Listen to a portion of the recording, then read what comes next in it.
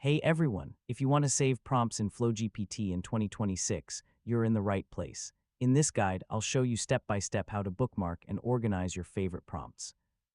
First, saving prompts helps you quickly reuse your favorite AI instructions without having to search for them every time. Start by opening FlowGPT in your browser. Log into your FlowGPT account to access the Save and Bookmark features. Use the search bar to find a prompt you want to save. Click on the prompt to open its details page. Now click the Save, Bookmark, or Favorite button. Yeah, this adds the prompt to your personal collection. Open your profile or favorites section to view all saved prompts. You can organize your saved prompts by categories or based on how you use them. Whenever you need them, simply open your saved prompts and use them again.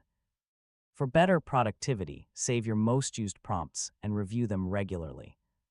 A common mistake is forgetting to sign into your account before saving prompts, which may prevent them from being stored, and that's it.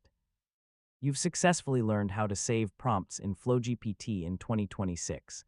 Thanks for watching, and I'll see you in the next tutorial.